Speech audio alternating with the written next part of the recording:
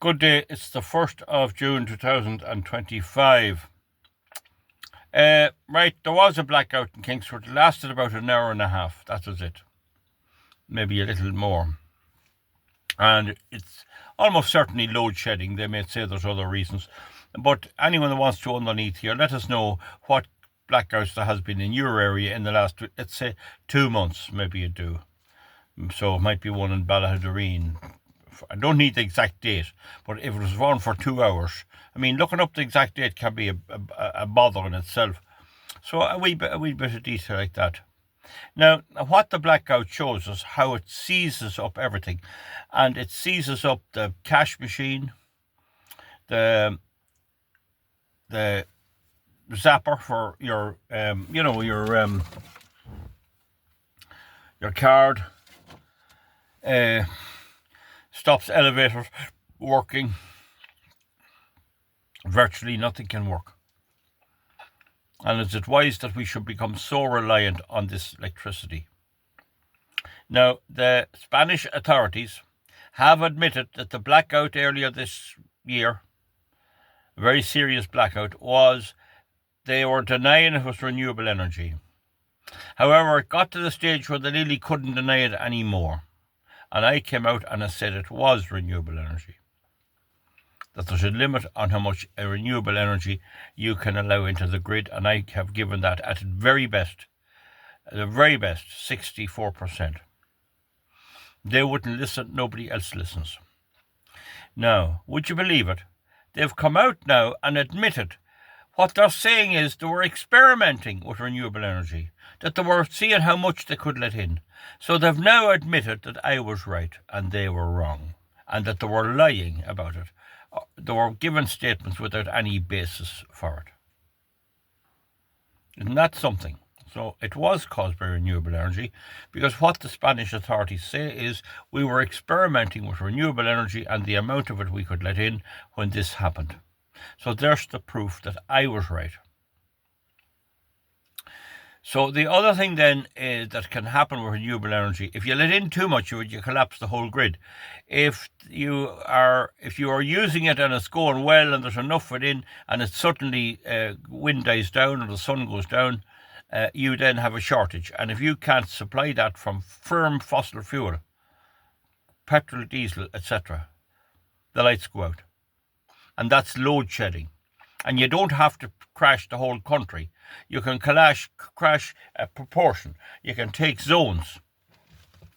So I don't know how many zones are in the country. I'll try and find out. But we'll say there's 2,000. You can take 70 zones and put them out.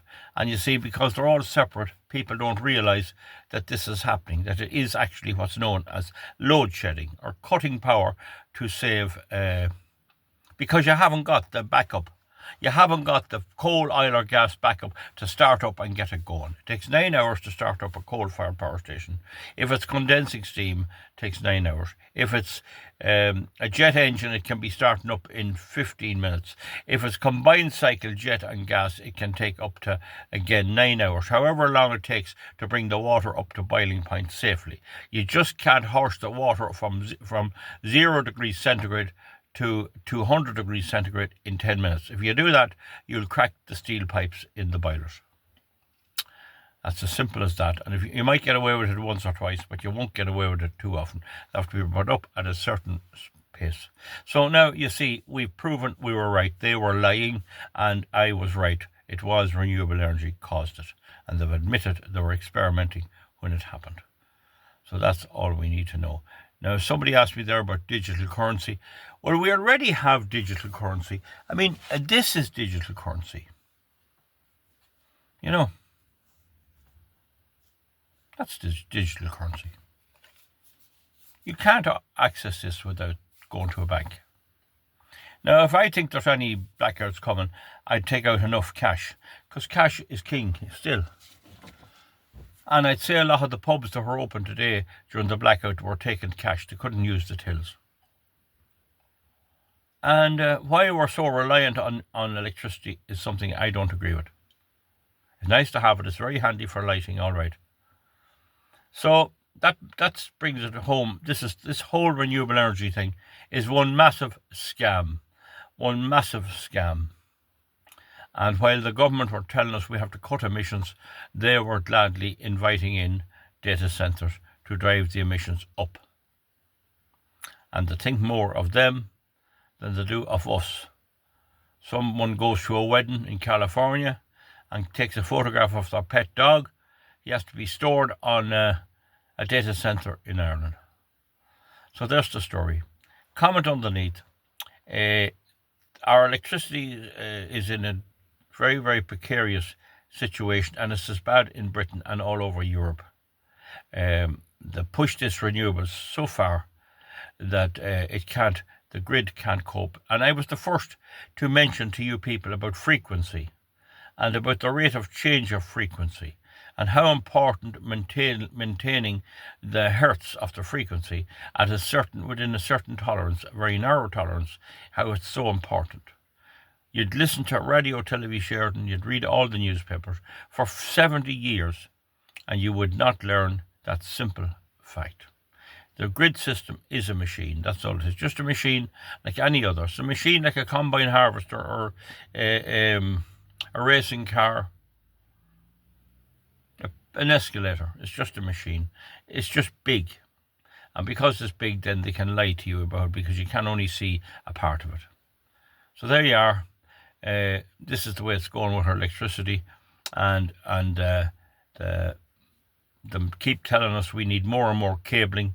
We need to add millions of tons of copper, aluminium and steel, and millions of tons of concrete to produce more and more electricity, to feed more and more data centres, and give us the highest electricity prices in the world, as the ordinary consumer has to meet the bill for 4,500 megawatts of onshore wind, a load of solar panels all up around the country, and now they're facing more onshore wind and a big chunk of it off the coast, off the northwest coast. Enough electricity that on a good windy day it would power Ireland, England, Scotland and Wales if it had backup. So this is what they're doing. They're going to make us pay for the whole thing. They're going to make us pay for a capacity that could be 7 to 8 times. In other words, about 7 to 8 times the production of electricity that we people need for our industry, for our hospitals, for our schools, for our private homes. We'll have to pay 7 to 8 times over the top for it. We're already paying 3 times over the top. And that is set to continue as this madness for producing more and more electricity continues. It is enough to be said. We'll see you back, folks, on this 1st of June. Good luck. Thank you. Bye.